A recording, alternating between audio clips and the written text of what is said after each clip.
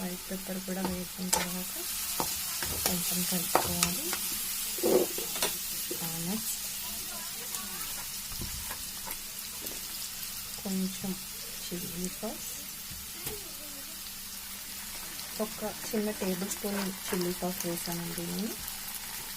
And next అందులోనే లైట్గా soya sauce,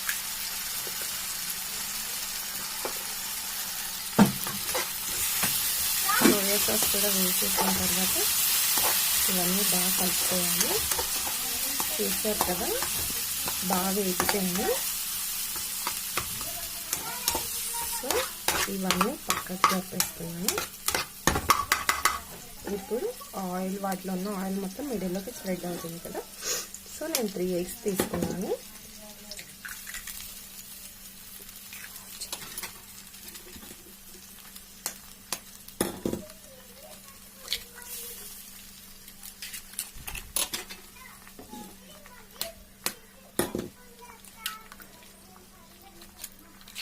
నేను 3 eggs వేసేసాను. వీటిని కొంచెం సేపు ఉడకనివ్వాలి అలాగే.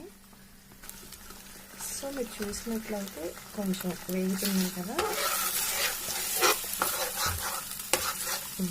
మళ్ళీ ఒక 2 seconds ఇలాగే ఉంచుకోవాలి. సో చూసారు కదా ఇలా వచ్చింది కదా. ఇప్పుడు ఇలా వచ్చిన దాన్ని ఇందులో మనం కలిపేసుకోవాలి. ఎక్కువ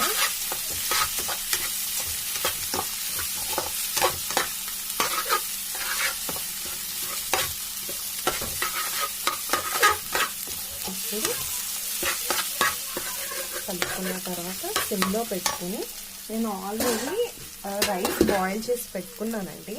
బాయిల్ చేసి పెట్టుకున్న రైస్ ఇందులో వేసేయాలి.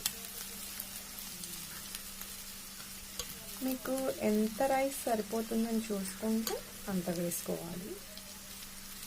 ఫస్ట్ కొంచెం వేసిన తర్వాత కలిపి చూడండి.